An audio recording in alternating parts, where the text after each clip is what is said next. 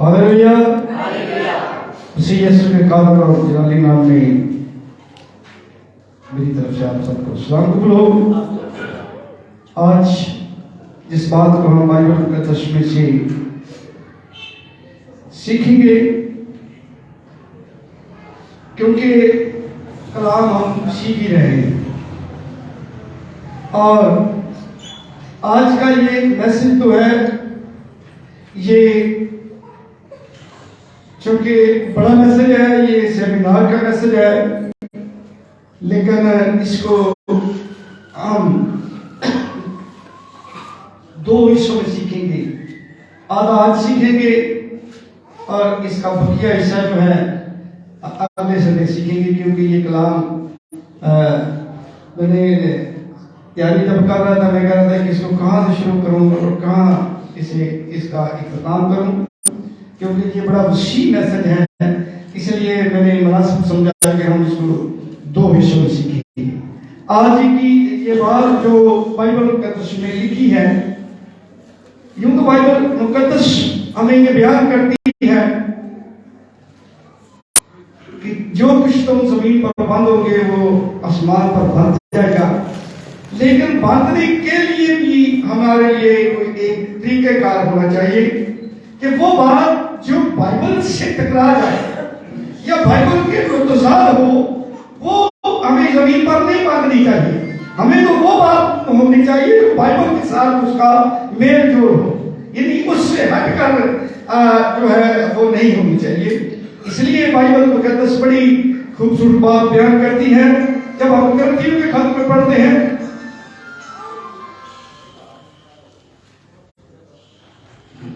पहला गलतियों 4 बाब उसकी 6 आयत को जब हम पढ़ते हैं, तो ये सिलसिला बड़ा वसी और जो है कि ऐसी बातें हैं जो हमारे लिए बड़ी सीखने की जरूरत है। जी 6 आयत, ये एक माइक जो है ना बहन को भी दे दें, दिया को, ताकि जो जल्दी से निकाल लेना, टाइम ज़ाया बात हो। हाँ जी 6 भाइयों मैं उन बातों में, इन बातों में तुम्हारी खातिर अपना और अपुल्लोस का जिक्र मिसाल के तौर पर किया है,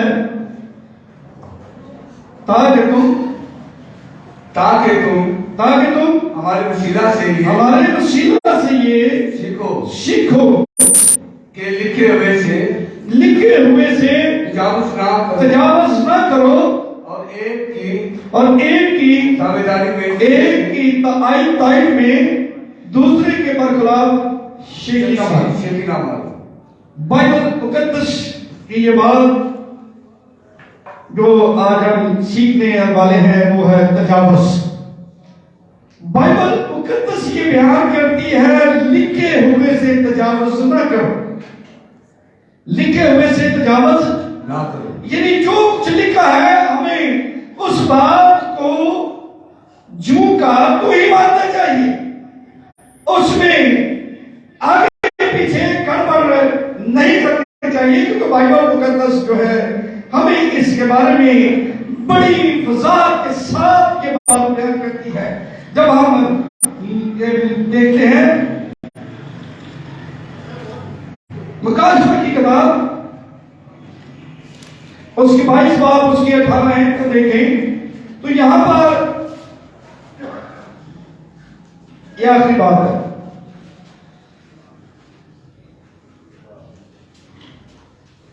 जी मैं हर एक आदमी के आगे जो इस किताब की नबूवत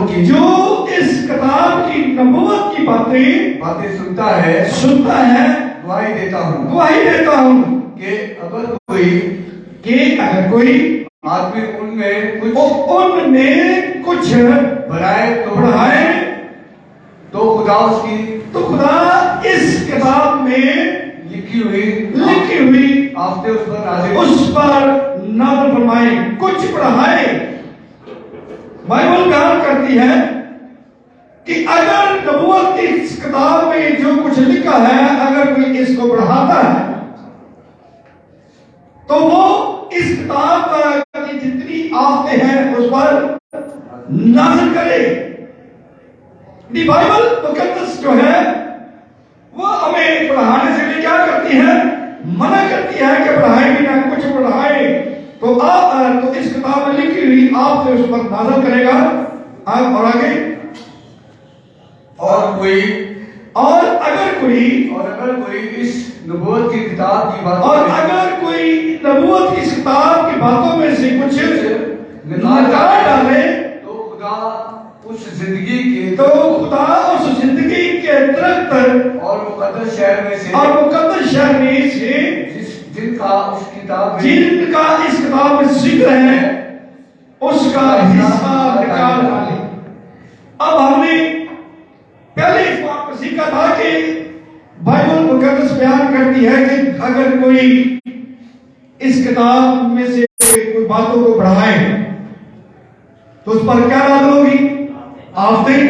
और अगर कोई निकाल डालता है तो जिंदगी के दरख्त के पास आने का उसे कोई अख्तियार नहीं है। यदि वो उसका ना तो इसको बढ़ाने के तो से बयान करती है बाइबल और ना ही इसमें से कुछ कम करे।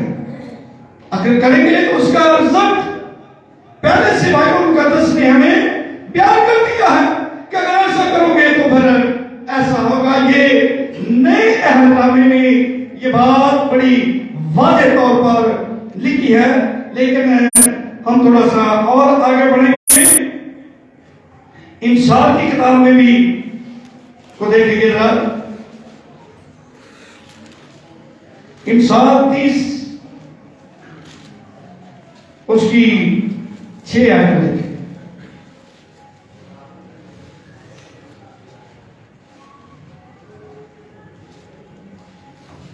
जी 5 से पढ़ लें। माइक को दे ताकि जो भी जल्दी निकाले वो पढ़ ले।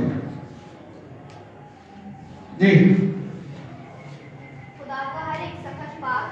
खुदा का हर एक सुखन पाक है, वो उनकी सिपर है जिसका तवक्कुल उस पर है। उसके कलाम में कुछ ना बढ़ाना और मुबादा तुझको कमी करे और तू झूठा ठहरे। तो उसके कलाम में कुछ ना बढ़ाना। अगर आप कलाम में कुछ बढ़ाते हैं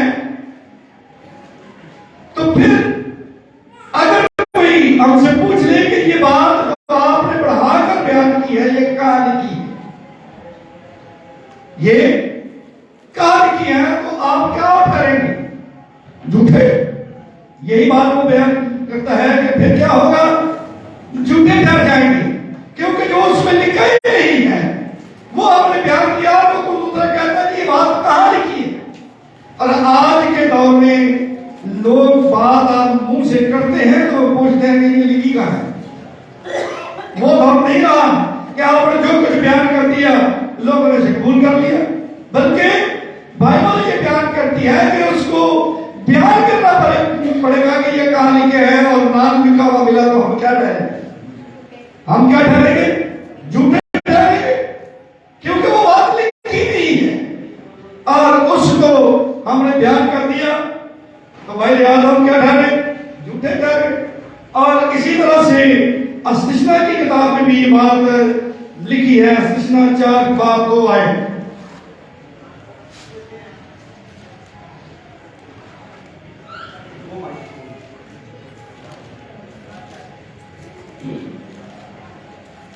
चार के 2। तब खुदावंद ने मुझसे कहा कि तुम इस पहाड़ के बाहर बहुत चले गए, चल चुके। 4:2 जिस बात का मैं तुमको हुक्म देता हूँ जिस बात का मैं तुमको हुक्म देता हूँ उसमें ना तो कुछ उसमें ना तो कुछ बढ़ाना और ना कुछ घटाना, घटाना और ना कुछ घटाना, ताकि तुम खुदावन ताकि तुम खुदावंद अपने खुदा के अहकाम को जो मैं तुमको बताता हूँ जो मैं तुमको बताता हूँ मान सकूं।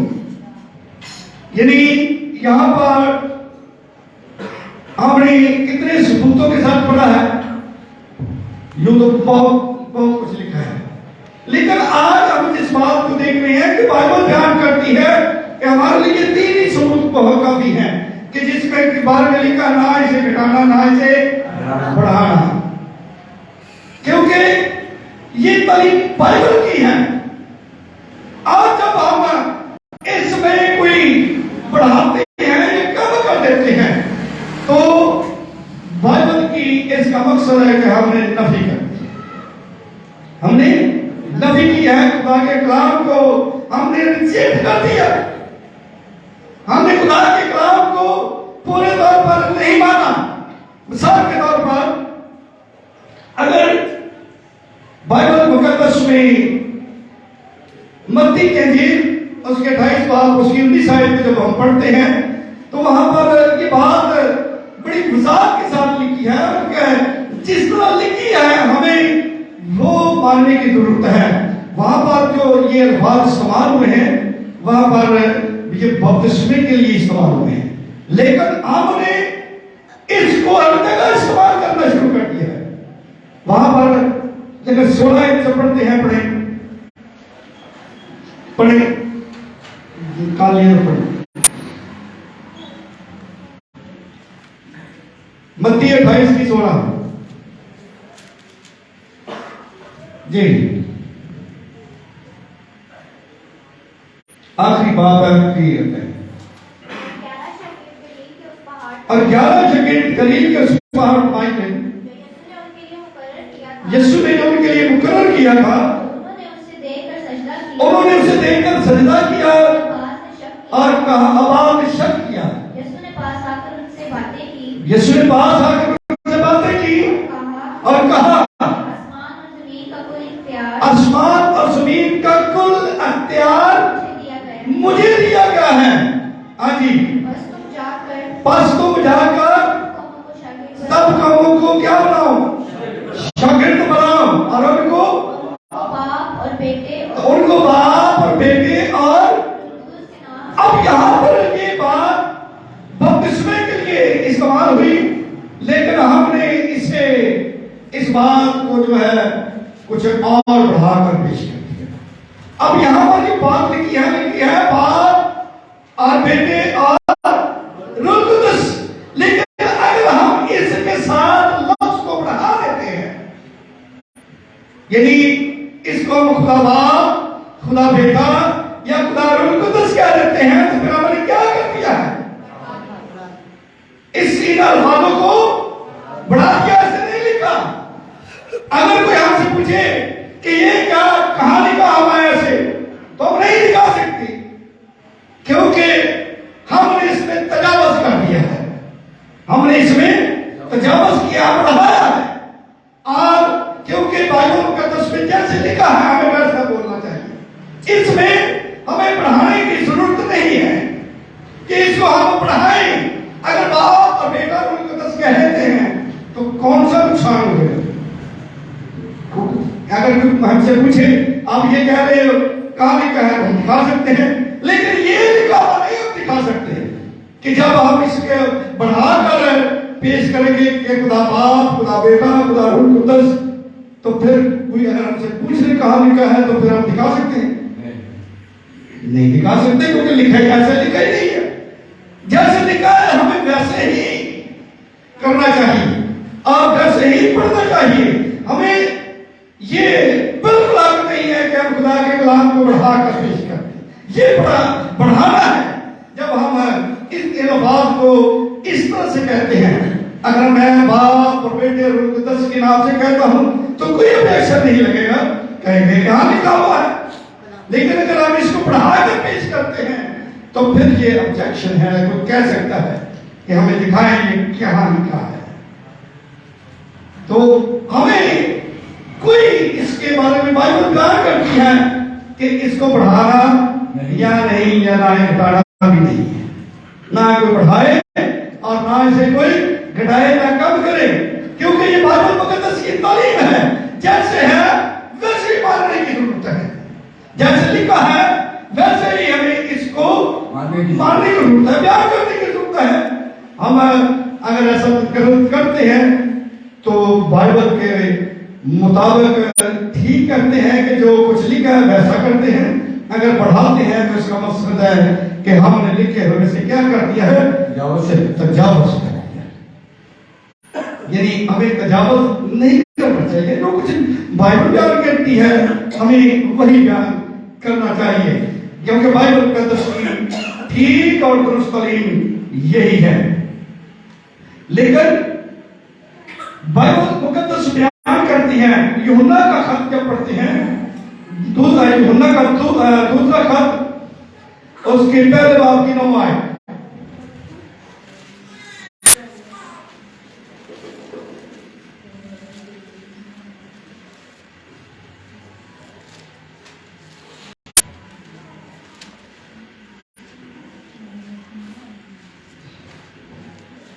जी पहला बाब यूहन्ना का दूसरा खत पहला तो उसका एक ही बाब है, उसकी 9 आयत। और जो कोई आगे बढ़ जाता है और मसीह की तालीम पर कायम नहीं रहता, उसके पास खुदा नहीं है। जो क्या करता है, आगे बढ़ जाता है, यानी लिखे हुए से क्या कर जाता है, तजावुज़ कर जाता है, आगे बढ़ जाता है, उसके पास खुदा है। खुदा क्यों, क्या लिखा है, उसके पास खुदा नहीं है, क्योंकि उसने लिखे हुए से तजावुज़ कर दिया है। और इसी वजह से जब हम बाइबल के तफसीर के आगे पढ़ते हैं तो उसी की तालीम पर कायम नहीं रहता तो उसके पास खुदा नहीं। और आगे, और जो उस पर कायम रहता है, और जो उस तालीम पर कायम रहता है, उसके पास बाप भी है, उसके पास बाप भी है और बेटा भी है। उसके पास बाप भी है, जो उस तालीम पर तो यीशु मसीह ने हमें दी। अगर आप उस तालीम पर कायम रहते हैं तो इसका मकसद ये हुआ कि हमारे पास बाप भी है और बेटा भी है। बाइबल मुकद्दस जो है वह बाप और बेटे की तालीम देती है। आप शुरू से लेकर आखिर तक चले जाएं, आपको बाइबल मुकद्दस में बाप और बेटे की तालीम मिलती है। शागिर्द भी यही तालीम देते थे और यही तालीम बाइबल मुकद्दस के मुताबिक ठीक और दुरुस्त तालीम है। और इसी बात को जब इंसान की किताबें भी पढ़ते हैं तो वहां पर भी अपने इस बात को बड़ी वजाहत के साथ बयान किया गया है। इंसान की किताब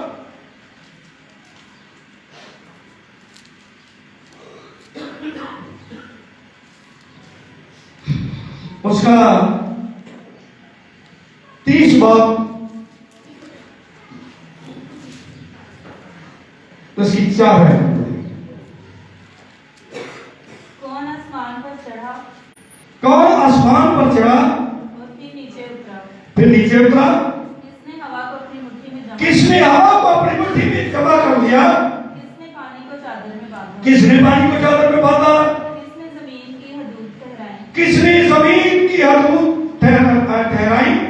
अगर तू जानता है, अगर तू जानता है तो बता उसका तो बता उसका क्या नाम है, और उसके बेटे का क्या, उसके बेटे का क्या नाम है। ये तो इंसान की किताब जिस वक्त यीशु मसीह पैदा भी नहीं हुए, लेकिन ये नबूवत के तौर पर ये उस वक्त ही सुलेमान कह रहा है। अगर तू बता कि अगर तू जानता है तो बता उसका क्या नाम है और उसके बेटे का क्या नाम है।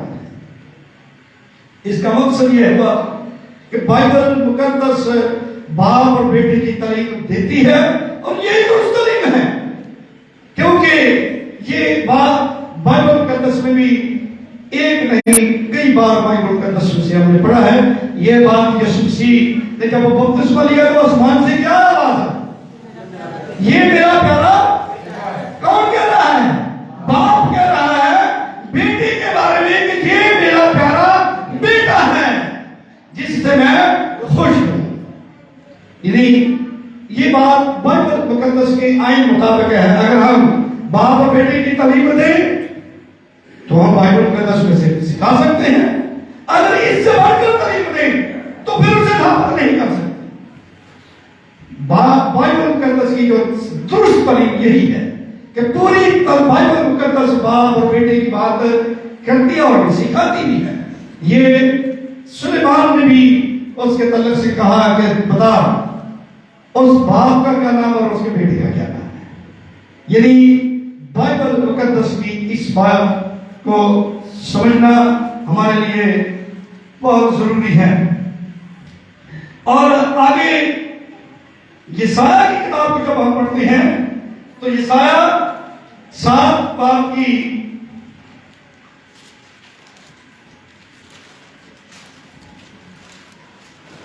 14 है। लेकिन खुदावंद आप तुमको एक निशान बख्शेगा। हाँ जी, लेकिन खुदावंद आप तुमको एक निशान बख्शेगा। आपको एक निशान बख्शेगा। देखो एक हमारी हमला होगी। लिखा है कि देखो खुदावंद आपको एक निशान बख्शेगा। ये एक निशान जो पहले से ही बयान किया गया है जी। देखो एक हमारी हमला होगी देखो एक तुम्हारी हमला होगी और बेटा होगा। और बेटा होगा। बाइबल बयान करती है देखो एक तुम्हारी क्या होगी, हमला होगी और क्या पैदा होगा, बेटा पैदा होगा। अब यहाँ ये नहीं लिखा कि तुम्हारी हमला होगी और देखो एक खुदा पैदा होगा, ये लिखा है। क्या कोई और खुदा को पैदा कर सकती है? अगर इससे बढ़ जाए तो इसका मकसद यह हुआ कि ये हमने क्या कर दिया, तजावुज कर दिया। बाइबल बयान करती है देखो एक कुंवारी हमला होगी और बेटा जनेगी जी, और वो उसका नाम इमैनुअल रखेंगे। और वो उसका नाम इमैनुअल रखेंगे। और वो उसका नाम इमैनुअल रखेंगे। इमैनुअल का मतलब होता है खुदा हमारे साथ, क्योंकि बेटे के अंदर खुदा मौजूद है। क्योंकि खुदा तो पैदा नहीं हो सकता, ना खुदा मर सकता है। हो सकता है खुदा पैदा हो सकता है? क्या खुदा को मौत आ सकती है? बेटे के साथ सब कुछ हो सकता है। वो पैदा भी हुआ है और वो मरा भी है, जिसका हम थोड़े दिनों के बाद उसके जिंदा होने की भी बनाने वाले हैं।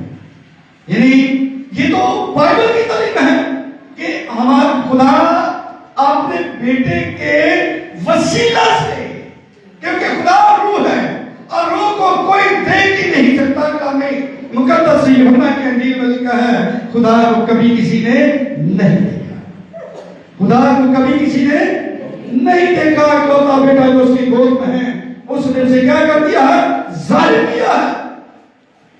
ये बाइबल मुकद्दस की तालीम है कि देखो कि बेटा लड़के पैदा होगा।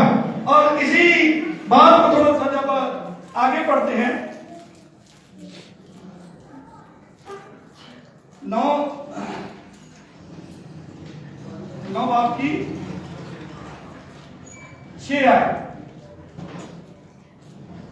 इसलिए हमारे लिए एक लड़का तवल्लद हुआ। इसलिए हमारे लिए एक लड़का तवल्लद हुआ है।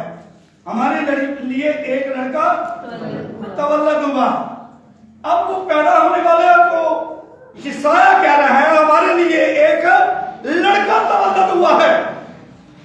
हम खुदा को ये कह सकते हैं, लड़का कह सकते हैं, लेकिन यीशु को कह सकते हैं।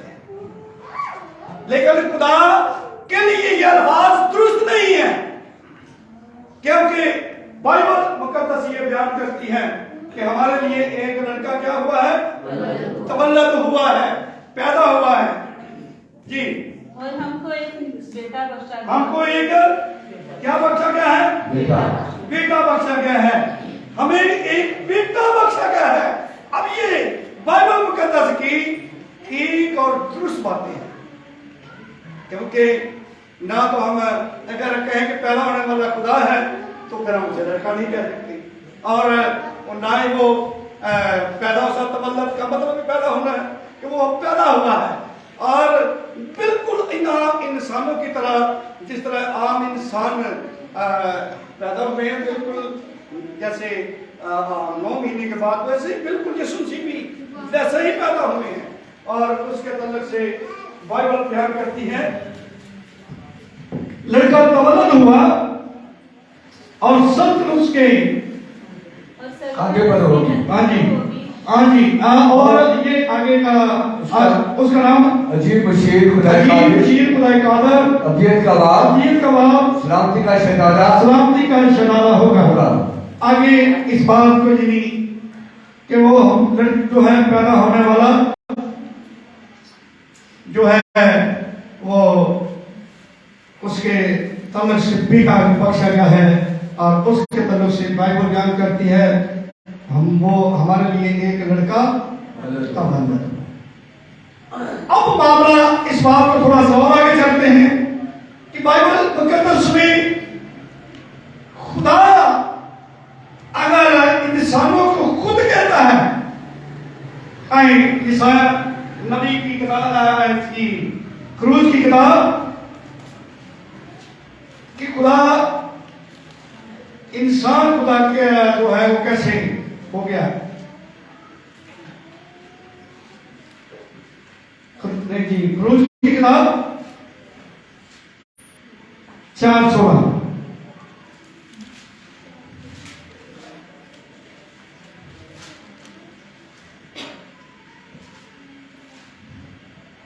जी।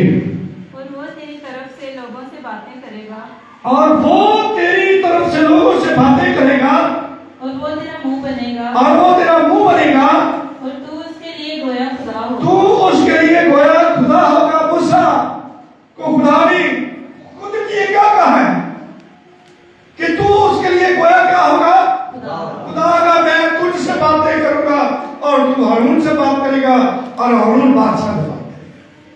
ये एक इंग्लिश का मुहावरा है, ट्रू प्रॉपर चैनल, यानी इस तरीके से ही वो बात करेगा। अब क्या मूसा खुदा हो गया? खुदा खुद कह रहा है कि वो गोया क्या होगा, तू उसके लिए खुदा होगा। खुदा होगा। खुदावंद का मतलब और है, यानी तू उसके लिए गोया खुदा होगा, क्योंकि तू खुदा की जगह पर उसकी क्या कर रहा है, नुमाइंदगी कर रहा है। मैं तुझसे बात करूंगा, तू हारून से बात करना, और हारून जाकर हारून से बात करेगा। यानी जो खुदा का कलाम आगे पेश कर रहा है, जिसका आगे इस बात को सीखेंगे थोड़ा सा और भी आगे कि असल में ये वो किस सूरत में खुदा होता है। इंसान खुदा नहीं है, खुदा एक ही है, खुदा एक ही है, लेकिन किस सूरत में वो खुदा है, इस बात को बाइबल मुकद्दस में से ही हमें देखना है कि ज़बूर की किताब में भी लिखा है। ज़बूर 82 82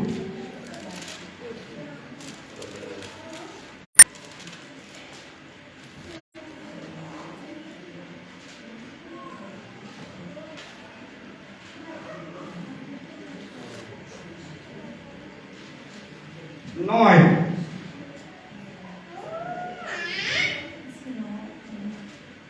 मैंने कहा था 82 की नवायत नहीं है। 82 82 तुम कब तक बेइंसाफी से यार ज़बूर 82 है, क्या से पढ़े हैं? ज़बूर 82 की 9 आयत है, 8 है। सॉरी 6 है। मैंने कहा था तुम कि तुम इलाह हो और तुम सब हक ताला के फर्जंद और तुम सब हक ताला के फर्जंद हो। मैंने कहा था तुम इलाह हो, यानी तुम क्या खुदा हो। अल्लाह किसे कहते हैं? खुदा। तुम इलाह हो, तुम क्या हो? इलाह हो, इलाह हो, खुदा हो, क्योंकि जिनके पास खुदा का कलाम होता है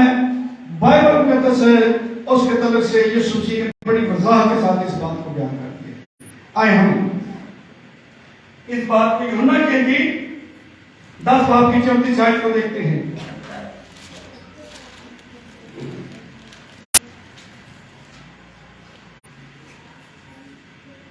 यीशु ने भी जवाब दिया, जी, क्या तुम्हारी शरीयत में ये नहीं लिखा यीशु है ने उन्हें जवाब दिया, क्या तुम्हारी शरीयत में ये नहीं लिखा है कि मैंने कहा तुम खुदा हो? कि मैंने कहा तुम खुदा हो? उसने कहा मैंने, क्या तुम्हारी शरीयत में ये नहीं लिखा? यीशु मसीह ने जब अपने आप को खुदा का बेटा कहा तो इस वजह से नाराज थे, क्योंकि वो जानते थे कि खुदा का बेटे होने का क्या मायने है। और इसी वजह से यीशु मसीह ने उनसे कहा कि तुम ने अपनी शरीयत में ये नहीं पढ़ा कि लिखा है कि तुम क्या हो, तुम खुदा हो? क्योंकि जिनके पास आगे पढ़ेंगे, जबकि उसने उन्हें खुदा कहा, जबकि उसने उन्हें खुदा कहा, जिनके पास खुदा का कलाम आया। तो उन्हें खुदा कहा जिनके पास खुदा का कलाम आया। इस बात तो बहुत सारे खुदा हो गए। कलाम आने की सबब की वजह से इसका मकसद ये नहीं है कि हम सब खुदा में हैं। हमारे पास खुदा का कलाम आया है और लिखा है कि जिनके पास खुदा का कलाम आया, जी, और किताबें मुकद्दस का बातिल होना मुमकिन नहीं। और किताबें मुकद्दस का बातिल होना मुमकिन नहीं। हाँ जी, आयत आज बाइबल मुकद्दस में ये यूहन्ना यीशु मसीह ने अपनी जुबान से कहा कि क्या तुमने नहीं पढ़ा कि तुम्हारी शरीयत क्या कहती है? कि शरीयत में लिखा है कि तुम क्या हो? खुदा। जिनके पास खुदा का कलाम आता है वो खुदा, लेकिन वो खुदा नहीं है कि जो आसमान का खुदा है, जो खाने का खुदा है, वो नहीं है हमारी कंडीशन। लेकिन तो मूसा को खुदा ने कहा तुम गोया करिए, क्या करेगा? खुदा करेगा।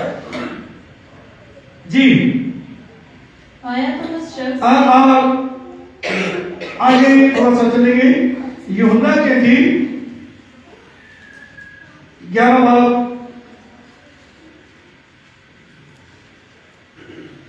यही है, यूहन्ना 11:42। और मुझे तो मालूम था हाँ जी, कि तू हमेशा मेरी सुनता है। अब मामला ये है कि बाइबल कहते ये लाजर मर गया और उसे जब दफन कर दिया गया तो मरथा और जो उसकी बहन मरियम थी वो यीशु के पास आई और कहने लगे अगर तू यहाँ होता तो हमारा भाई ना मरता, कहने का वो भी जी उठेगा। उन्होंने कहा हाँ तुम जानती हैं वो क़यामत के दिन जी उठेगा। तो यीशु ने कहा क़यामत और जिंदगी तो मैं है। और यीशु मसीह ने क्या कहा जब उस कब्र पर गए? हाँ जी, और मुझे 40 आयत पढ़ दी थोड़ा। यीशु ने उससे कहा, यीशु ने उससे कहा, क्या मैंने तुझसे कहा, मैंने तुझसे कहा ना था कि अगर तू ईमान लाएगी, अगर तू ईमान लाएगी तो खुदा का जला दे। तो खुदा का जला देगी। बस उन्होंने उस पत्थर को हटा दिया। बस उन्होंने इस पत्थर को हटा दिया। फिर यीशु ने आंखें उठाकर कहा, ऐ बाप मैं तेरा शुक्र करता ऐ बाप मैं तेरा शुक्र करता हूँ कि तूने मेरी सुन ली। कि तूने मेरी क्या की? यानी एक खुदा दूसरे खुदा से दुआ कर सकता है क्योंकि वो तो दोनों एक है। बाइबल बयान करती है कि तुमने ऐ बाप तूने मेरी क्या कर दी? सुन ली। क्योंकि बेटे की वो हमेशा सुनता है। बाप है, बाप का मतलब है कि यीशु जी क्या होते हैं? बेटा। उन्होंने कहा कि तूने मेरी हमेशा मेरी क्या की है? सुन ली। जी, और मुझे तो मालूम था कि तू हमेशा मेरी सुनता है। तू हमेशा मेरी सुनता है। तू हमेशा जो कुछ भी मैं तुझसे मांगता हूँ तू मेरी हमेशा सुनता है। तूने हमेशा मेरी सुनी है।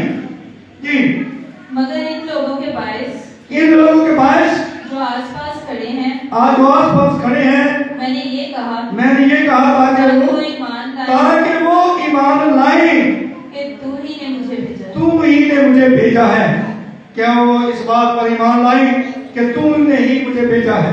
जी। आगे जो मर गया था और ये कहकर उसने और ये कहकर उसने बुलंद आवाज से पुकारा, और ये कहकर उसने बुलंद आवाज से पुकारा, ऐ लाजर निकला, ऐ लाजर निकला। जो मर गया था, वो कफन से जो मर गया था, वो कफन से हाथ पांव बंधे हुए निकल आया और उसका चेहरा रुमाल से और उसका चेहरा रुमाल से लिपटा हुआ था। और यीशु ने उनसे कहा उसे खोल कर जाने दो, उसे खोल कर। यानी वो यीशु मसीह ने कहा कि मेरा बाप हमेशा मेरी क्या करता है? सुनता है। यानी बाइबल मुकद्दस जो है वो बाप और बेटे की तालीम देती है और यही इसकी सच्चाई है। यीशु मसीह ने खुद कहा है बाप तो हमेशा मेरी सुनता है। इसका मकसद है कि बाप से बेटा बाइबल मुकद्दस में जब हम उस भाग गतसमनी भाग में भी जाकर देखते हैं तो यीशु मसीह क्या कर रहे थे? दुआ कर रहे थे। क्या एक खुदा दूसरे खुदा से दुआ करता? बेटा खुदा से अपने बाप से दरख्वास्त कर सकता है और ऐसा हुआ भी और उन्होंने दुआ भी वहां पर की। और इसी बात को बाइबल मुकद्दस बड़ी वजाहत के साथ बयान करती है। लेकिन असल में बाप के हर एक चीज पर बेटे का क्या होता है? क्या होता है? लेकिन बाप जब तक इख्तियार ना बख्शे वो इख्तियार नहीं मिलता उसे। बाप जब चाहता है कि यार तू आज के बाद मैं चाहता हूं ये घर का सारा बोझ तुम उठा ले, आज के बाद ये इख्तियार मैं तुझे देता हूं। और ऐसा ही हुआ कि बाइबल मुकद्दस में मत्ती के इंजील को जब हम पढ़ रहे थे तो वहां पर हमने इस बात को पढ़ा था कि आसमान और जमीन का कुल इख्तियार मुझे क्या किया गया है? दिया गया का मकसद होता है कि कोई देने वाला है, कोई देने वाला है। उसने कहा कि आसमान और जमीन का कुल इख्तियार मुझे दिया गया क्योंकि बेटा बाप अपने बेटे को अपनी तमाम मखलूक़ात पर जो है इख्तियार होता है। उसने कहा मुझे आसमान और जमीन का कुल इख्तियार मुझे दिया गया है। किसने दिया? खुदा ने दिया। उसके बाद फिर उसे दिया कि ये कुल इख्तियार यही बाइबल मुकद्दस बयान करती है कि आसमान और जमीन का कुल इख्तियार मुझे दिया गया है। जी। और क्यों? क्योंकि आगे अदालत का सिलसिला कार है कि इख्तियार सारा बेटे के पास है। क्यों बेटे के पास है? आए हम इसको यूहन्ना की इंजील ही के 5 बाब को देखेंगे, इससे पीछे जा सकते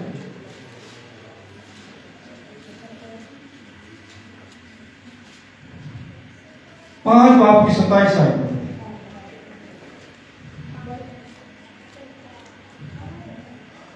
बल्कि उसे अदालत करने का भी इख्तियार बख्शा जी, इसलिए कि वो आदमजात है। क्यों? बाइबल का तस्वीर बयान करती है बल्कि उसने उसे अदालत करने का भी इख्तियार बख्शा है। अदालत करने का अख्तियार गायब पहले अदालतें करता रहा, लेकिन ये आखिरी अदालत जो होनी है ये तख्त लगेंगे और लोग उस पर बैठ जाएंगे क्योंकि शागिर्दों के पास भी ये जो है यीशु मसीह ने इख्तियार दिया कि तुमने मेरे साथ बैठकर उनका गैर कौमों का इंसाफ करना है। और इसलिए बाइबल बयान करती है कि तुम उससे क्या अदालत का भी इख्तियार बख्शा है जी, इसलिए कि वो आदमजात है। वो क्या है? आदमजात है। क्योंकि इंसानों का फैसला करना है खुदा रूह है और ना वो खड़ा हो सकता है ना उसको देख सकता है। कलाम में 10 में लिखा है खुदा रूह है और रूह को कोई देख सकता है? लिखा है खुदा को कभी किसी ने नहीं देखा। और ये बात मूसा ने भी कही कि खुदा लोग कहते हैं कि हम उस खुदा को देखना चाहते हैं जिसे तो बातें करता। उसने कहा इंसान में देखकर जिंदा नहीं रह सकता, क्योंकि खुदा के अंदर पाकीज़गी है और हमारे अंदर गुनाह है। और हम जब हमारे अंदर गुनाह है तो इसका मकसद है कि हम उसके सामने जिंदा रह सकते हैं। इसलिए उसने ये अख्तियार किसको दिया? अपने बेटे को, जिसके तलब से बाइबल बयान करती है कि वो क्या है? आदमजाद। आदमजाद का मतलब होता है आदम का बेटा। क्योंकि इंसानों का फैसला करना है तो फिर इंसान ही बनकर वो इंसानों का फैसला कर सकता है, खुदा की सूरत में ऐसा नहीं कर सकता। इसलिए बाइबल बयान करती है कि वो क्या है? वो आदमजाद है और उसने ऐसा ही करना है। जब पहला तीमुथियुस को पढ़ते हैं 2 बाब उसकी 5 आयत को,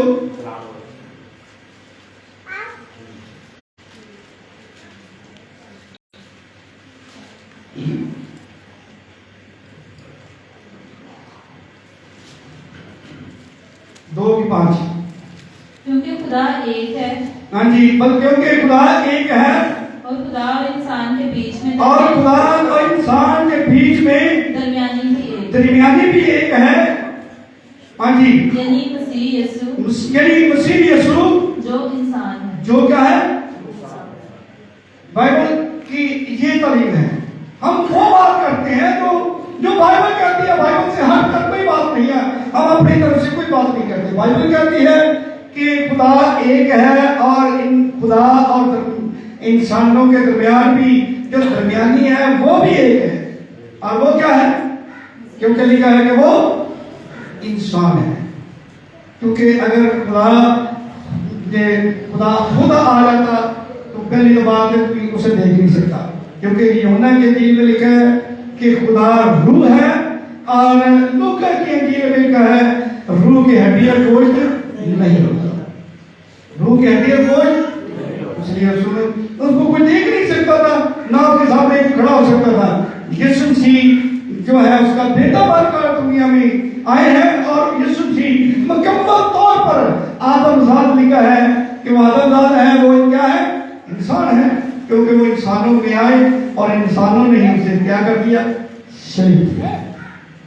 ये आगे भी हम इस बात को थोड़ा सा सीखेंगे, लेकिन इस बात को यूहन्ना के इंजील को जब देखते हैं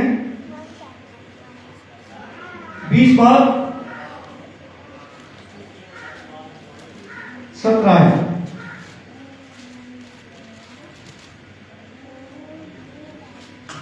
यीशु ने उससे कहा मुझे ना छू। ये मरियम मगदलीनी थी और यीशु को छूने लगी।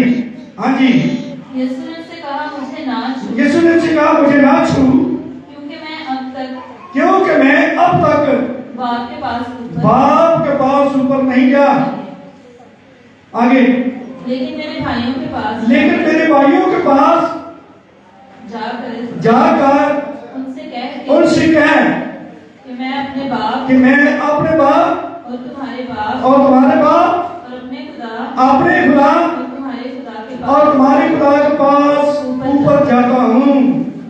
हाँ जी, यहाँ क्या क्या कह दिया यीशु है कि मुझे ना छू, मैं अपने पिता को अपने बाप के पास नहीं गया, मैं जा रहा हूँ अपने बाप, तुम्हारे बाप, अपने खुदा और तुम्हारे खुदा। अब ये बिल्कुल वो बातें लिखी हैं जो यीशु मसीह ने अपनी ज़बान मुबारक से खुद कही कि मेरा खुदा, मेरा बाप आसमानी खुदा है और मेरा वो बाप भी है। यानी ये बात बाइबल मुकद्दस बड़ी वजाहत के साथ करते हैं। अब जो कुछ यीशु मसीह ने कहा है, क्या वो गलत हो सकता है? यीशु मसीह ने कहा मैं अपने बाप के पास जाता हूँ, यानी जो तुम्हारा भी बाप है, और मैं अपने खुदा के पास जाता हूँ जो तुम्हारा भी खुदा है। मैं अपने बाप और तुम्हारे बाप, अपने खुदा और तुम्हारे खुदा के पास ऊपर जाता हूँ। ये बात राइट है, इस पर हमारा ईमान है, क्योंकि ये जो कुछ यीशु मसीह ने कहा है वो ठीक है, ये कभी गलत हो ही नहीं सकता। इसलिए बाइबल मुकद्दस बयान बयान करती है कि यीशु मसीह ने खुद अपनी जुबान में मुबारक से कहा वो मेरा बाप भी है और मेरा खुदा भी है, क्योंकि वो पैदा हुआ है और जब पैदा हुआ है तो फिर उसका खुदा है। हाँ जी, इस बात की आखिरी आयत को देखेंगे, बाकी फिर जो है अगली दफा इस बात को जरूर देखेंगे कि अबरानियों के खत में भी जब हम इस बात को पढ़ते हैं तो वहां पर भी ये बात बड़ी वजाहत के साथ मिलती है। अबरानियों का पहला बाब उसकी पहले बाब की 9 आयत, तूने रास्तबाजी से मोहब्बत और बदकारी से अदावत रखी। तूने रास्तबाजी से मोहब्बत और बदकारी से क्या रखी है? अदावत रखी। आगे इसी सबब से खुदा यानी तेरे खुदा ने, अबरानियों का मसला भी क्या कहता है? खुदा ने यानी तेरे खुदा ने तेरे साथियों की निस्बत, हाँ जी, तेरे खुदा ने खुशी के तेल से तेरे खुदा ने खुशी के तेल से तेरे साथियों की बनिस्बत तुझे ज्यादा मसा किया। अब ये पलूस भी वही बात कर रहा है जो यीशु मसीह ने कही, जो यीशु मसीह ने कही कि मैं अपने बाप के पास जाता हूँ, तुम्हारे बाप के पास, अपने खुदा के पास और तुम्हारे खुदा के पास। ये कोई बात बाइबल से बाहर से नहीं हमने पढ़ी ना, कि यहाँ को मैंने अपनी तरफ से पढ़ा है, हमने बाइबल मुकद्दस में से पढ़ी है। इस बात की एक आखिरी आयत को देखेंगे तो बाकी इसका दूसरा हिस्सा जो है हम अगली दफा देखेंगे। इसकी आखिरी आयत देखें कि होना फिर आखिर क्या है। पहला ग्रंथियों 15 बाब उसकी 24 आयत,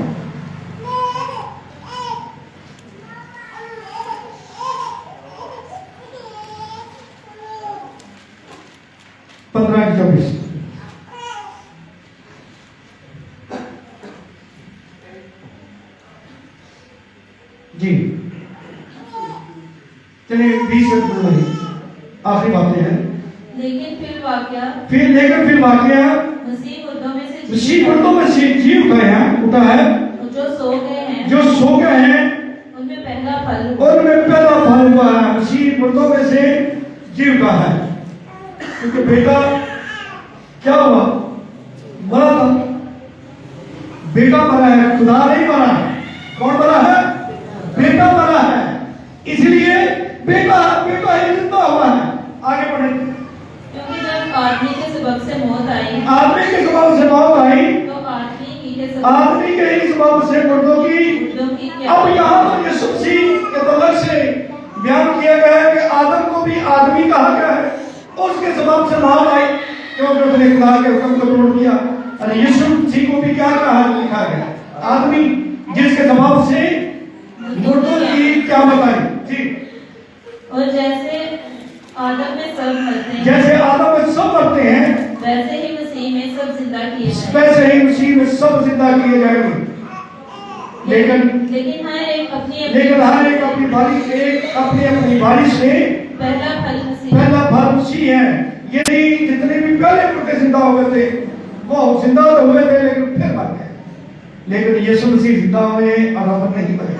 तो लिखा है देख मैं मर गया था, अब जिंदा हूं और अब तक जिंदा ही रहूंगा, क्योंकि अब उस बदल में मौत नहीं आ सकती जी। फिर मसीह के आने पर उसके लोग इसके बाद आखिरत होगी। हाँ जी, इसके बाद आखिरत होगी जी। इसके बाद हाँ जी, उस वक्त वो सारी हुकूमत और सारा इख्तियार और कुदरत नेस्त करके सारी हुकूमत और सारा इख्तियार और कुदरत नेस्त करके बादशाही को खुदा यानी बाप के हवाले कर देगा, क्योंकि पहले भी खुदा ही बादशाह था सारी दुनिया का। अब फिर भी ऐसा ही हुआ है कि वो बादशाह इन्हीं सारा निजाम पूरा करके आखिर में भी फिर वो बादशाह बाप के हवाले कर देगा जी। क्योंकि जब तक वो सब दुश्मनों को जब तक वो सब दुश्मनों को अपने अपने पांव तले ना ले आए, उसको बादशाही करना जरूर है। जी, सबसे पिछला दुश्मन जो नेस्त सबसे पिछला दुश्मन जो नेस्त किया जाएगा वो मौत है। आखिरी दुश्मन इंसान का सबसे बड़ा दुश्मन जो है वो मौत है, क्योंकि वो माँ बेटी, बाप बेटों में, वालिदैन औलाद में जो है वो बिछोड़ा बिछड़ जाए, उसको बिछड़ जाते हैं मौत के सबब से। लेकिन फिर नहीं बिछड़ेंगे। जब मौत ही नहीं होगी तो फिर हम अपनों से बिछड़ेंगे? हमारा कोई भी नहीं मरेगा, कोई भी मौत जो है, मौत को मौत आ जाएगी, मौत को मौत आ जाएगी। जी, क्योंकि खुदा ने सब कुछ उसके पांव सब कुछ उसके पांव के तले कर दिया। मगर जब वो फरमाता है तो सब कुछ उसके ताबे कर सब कुछ के ताबे कर दिया, तो जाहिर है जिसने सब कुछ उसके ताबे कर दिया वो अलग रहा, क्योंकि वो मौत के ताबे है तो वो खुदा अलग है। लेकिन फिर खुदा मुदाखलत करेगा कि अब तुझे किसी इंसान को मारना नहीं है, मौत को मारा गया। जी, और जब सब कुछ उसके ताबे हो जाएगा, जब सब कुछ उसके ताबे हो जाएगा तो बेटा खुद उसके ताबे हो। बेटा किसके ताबे हो जाएगा? बाप के ताबे हो जाएगा। बेटा बाप के ताबे हो जाएगा, क्योंकि बेटे को ताबेदारी करना जरूरी है। बेटा अपने बाप के क्या हो जाएगा? ताबे हो जाएगा। जी, जिसने सब चीजें उसके ताबे कर दी, ताकि सब में खुदा ही सब कुछ हो, ताकि सब कुछ जो है खुदा ही सब कुछ। क्योंकि सब कुछ पहले भी क्या था, सब कुछ खुदा था, और उसी में सारी दुनिया समाई हुई थी, और दुनिया उससे अलग नहीं थी। तो पूरी दुनिया को ही अपनी आंख से देख सकता है, लेकिन इंसान के अंदर यह है, दुनिया के किसी कोने में भी कोई काम क्यों ना हो तो खुदा क्या करता है? उसे देख लेता है, क्योंकि लिखा है खुदा की आंख पूरी दुनिया की सैर करती है। यानी आखिर में बेटा बाप के ताबे हो जाएगा। अगले सेशन में हम इस बात को देखेंगे कि शागिर्दों की क्या तारीफ थी। खुदा इस बात को